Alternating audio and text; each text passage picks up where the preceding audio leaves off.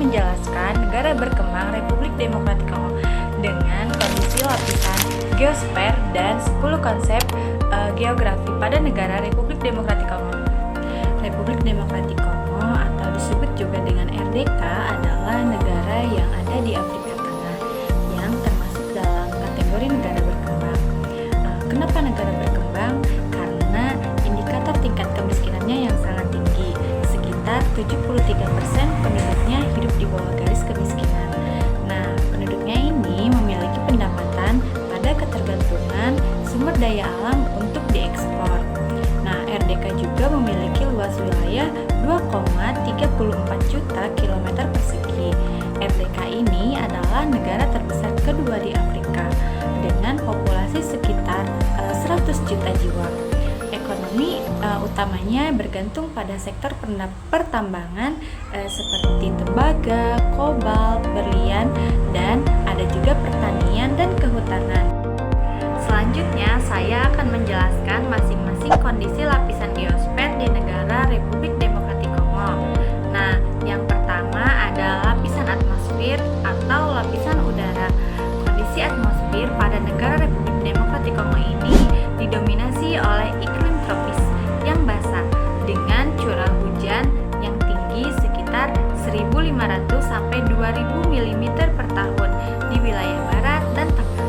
Nah, suhu rata-ratanya sekitar 25 sampai 30 derajat Celcius. Unsur-unsur dari pembentukannya meliputi uap air, gas rumah kaca atau CO2 dari deforestasi dan partikel polusi dari akibat pertambangan. Pembentukan atmosfer di negara ini sangat dipengaruhi oleh Kongo Basin yang berfungsi sebagai penyerap CO2 global. Namun terdapat perubahan akibat deforestasi ilegal dan perubahan iklim yang menyebabkan peningkatan suhu dan banjir yang mengancam pertanian dan kesehatan penduduk. Lapisan yang kedua ada hidrosfer atau lapisan air. Nah, kondisi hidrosfer di Republik Demokratik Kongo ini sangat melimpah karena adanya Sungai Kongo sebagai salah satu sungai terpanjang di dunia yang mengalirkan air ke Samudra Atlantik dan mendukung biodiversitas.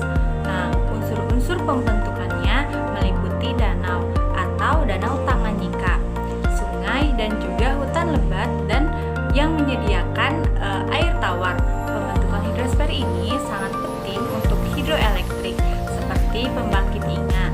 Nah, tetapi adanya pencemaran dari pertambangan seperti merkuri dan kekeringan akibat perubahan iklim yang merusak kualitas air juga mempengaruhi kesehatan dan ekonomi negara ini.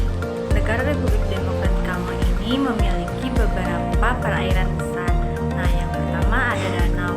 Republik Demokratik Kongo ini memiliki danau yang besar, diantaranya Danau Tanganyika, Kivu, Albert, dan Edward, merupakan danau perbatasan yang penting, juga menjadi sumber air, perikanan, dan jalur transportasi.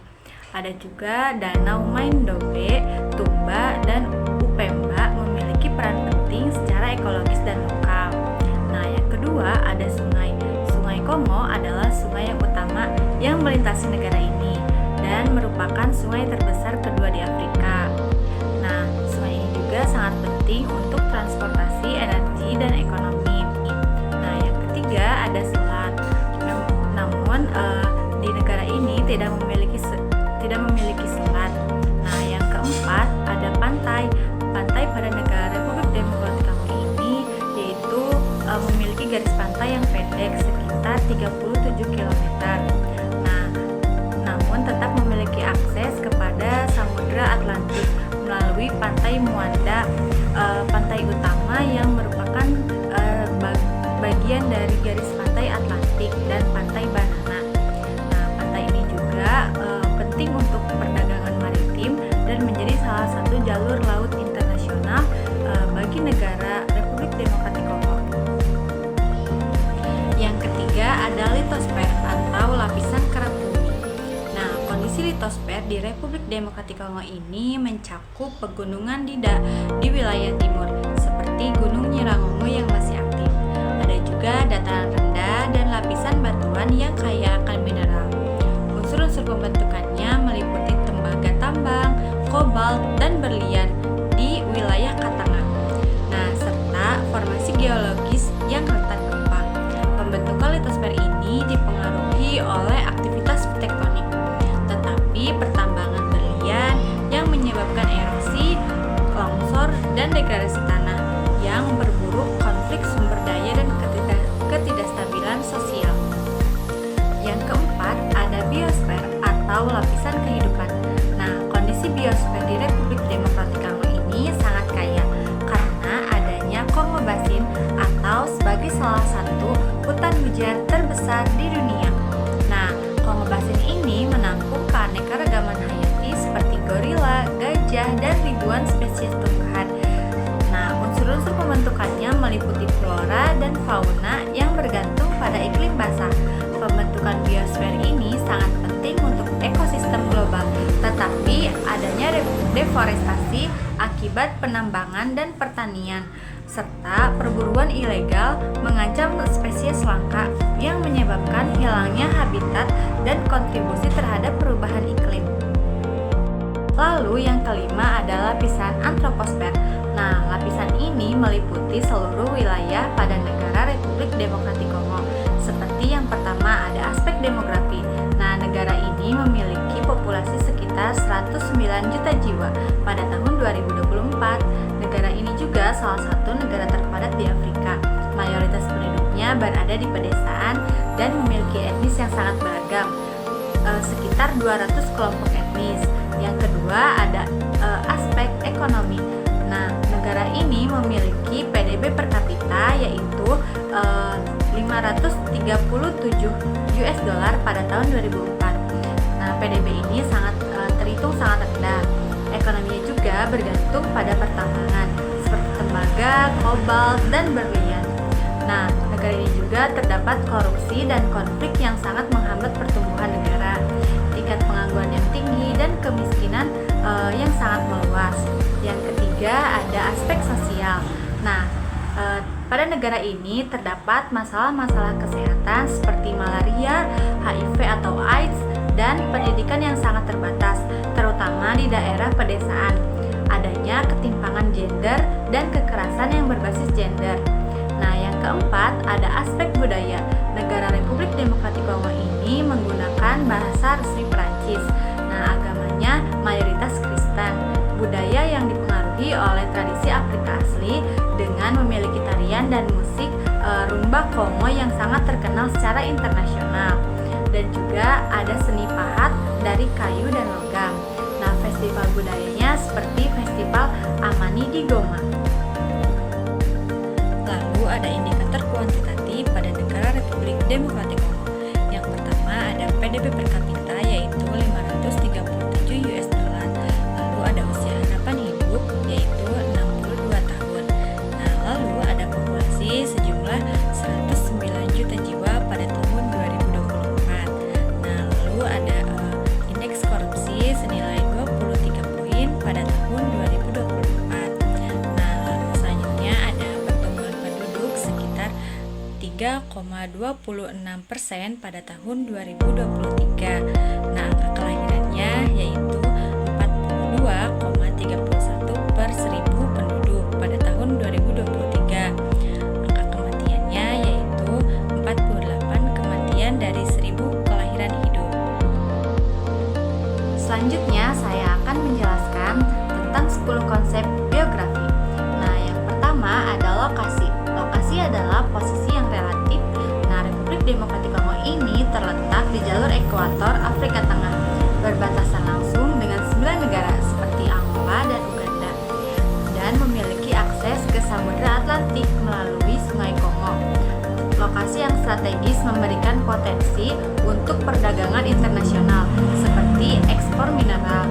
Sebagai negara berkembang, lokasi menjadi aset ganda karena peluang ekonomi dan resiko geopolitik. Dua, ada jarak. Nah, Republik Demokratik Kongo ini memiliki jarak dengan luas negara mencapai 2,34 juta kilometer persegi yang menjadi penghambat utama membuat transportasi barang dan transportasi umum yang sangat mahal dan lambat. Nah, jarak dapat memperkeruh dalam masalah seperti distribusi makanan dan layanan kesehatan karena jaringan jalan yang buruk dan ketergantungan pada sungai transportasinya. Ada keterjangkauan. Republik Demokratik Kongo ini terdapat keterjangkauan yang sangat rendah karena jaringan jalannya yang rusak. Hanya ada 3% jalan beraspal dan penduduknya ketergantungan pada sungai atau udara. Daerah pedesaan di timur sulit dijangkau. Nah, ini dapat menghambat distribusi bantuan. Masalah ini dapat memperparah kemiskinan karena akses keterbatasan ke pasar dan pusat kota. Meskipun wilayah ini terdapat Sungai Kongo yang meningkatkan keterjangkauan di wilayah barat, namun tetap mendapat kesulitan akses di wilayah yang lain. Yang keempat, ada pola. Republik Demokratik Kongo ini memiliki pola distribusi penduduk yang menunjukkan konsentrasi yang tinggi. Di wilayah barat, Kinshasa dengan 15 juta penduduk, sementara wilayah timur dan utara yang lebih jarang penduduknya karena konflik dan kondisi alam. Pola ini dipengaruhi oleh faktor pertambangan mineral di wilayah timur yang menciptakan pola klaster. Pola ini juga dapat menunjukkan ketimpangan di mana urbanisasi cepat hanya di kota-kota saja yang kontras dengan daerah pedesaan yang keabaikan. Yang kelima, ada morfologi. Morfologi ini berkaitan dengan bentuk dan struktur lahan atau pemukiman. Di Republik Demokratik Kongo, morfologi didominasi oleh dataran rendah Sungai Kongo dan pegunungan seperti Virunga di timur dan juga hutan lebat. Morfologi yang mempengaruhi pola pemukiman di kota Lubumbashi berkembang di sekitar pertambangan di daerah berbukit. Sebagai negara berkembang, morfologi menimbulkan tantangan seperti erosi tanah dan banjir, tetapi ada juga peluang untuk pariwisata. Lalu yang keenam, ada aglomerasi. Nah, aglomerasi ini adalah pengelompokan atau konsentrasi aktivitas ekonomi untuk penduduk di area tertentu. Di Republik Demokratik Kongo, aglomerasi terlihat di kota-kota besar seperti Kinshasa dan Lubumbashi, di mana industri pertambangan dan perdagangan dapat menarik penduduk yang menciptakan aglomerasi ekonomi yang meningkatkan efisiensi seperti klaster pabrik di Katanga. Aglomerasi ini dapat menyebabkan masalah seperti kemacetan, polusi, dan ketimpangan sosial. Ada juga manfaat keterbatasan pada elit sementara daerah lain yang tertinggal. Yang ketujuh, ada nilai kegunaan. Nilai kegunaan ini memiliki manfaat atau nilai ekonomis dari suatu lokasi atau sumber daya yang berdasarkan penggunaannya. Di Republik Demokratik Kongo, nilai kegunaan tinggi untuk sumber daya alam seperti berlian dan kobalt yang ada di wilayah timur yang mendukung ekspor dan pekerjaan. Sungai Kongo juga memiliki nilai kegunaan yang tinggi untuk transportasi dan pembangkit listrik seperti dam Inga. Sebagai negara berkembang, nilai kegunaan dieksploitasi secara tidak berkelanjutan karena menyebabkan konflik dan degradasi lingkungan meskipun potensinya untuk mengurangi kemiskinan jika dikelola dengan baik. Yang kedelapan, ada interaksi dan interdependensi. Nah, di sini melibatkan hubungan antara timbal balik antara wilayah atau elemen geografis. Republik Demokratik Kongo memiliki interaksi terjadi melalui perdagangan dengan negara tetangga, yaitu Zambia, untuk perdagangan tembaga, dan ketergantungan pada bantuan internasional untuk stabilitas. Interdependensinya juga terlihat dalam ekosistem di mana hutan hujan Kongo mempengaruhi iklim regional.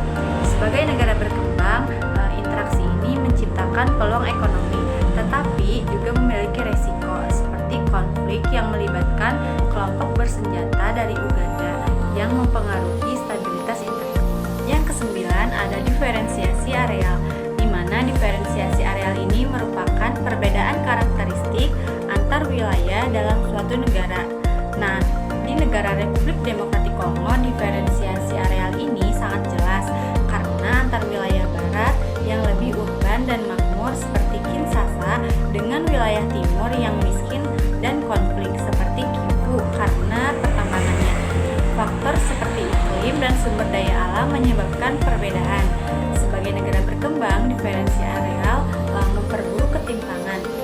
mana wilayah yang kaya akan sumber daya sering dieksploitasi tanpa manfaat yang merata, sehingga memerlukan kebijakan nasional untuk menguranginya. Yang ke-10 ada keterkaitan ruang. Nah, keterkaitan ruang ini menggambarkan bagaimana ruang-ruang saling terhubung melalui jaringan-jaringan fisik atau virtual. Nah, di Republik Demokratik Kongo ini keterkaitan ruang sangat lemah karena infrastruktur transportasi yang buruk seperti jalan yang menghubungkan Kinshasa dengan daerah pedalaman. Namun, Sungai Kongo dan jalur udara meningkatkan keterkaitan dengan Afrika dan dunia. Sebagai negara berkembang, keterkaitan sangat penting untuk integrasi ekonomi. Tetapi tantangan seperti konflik dan kurangnya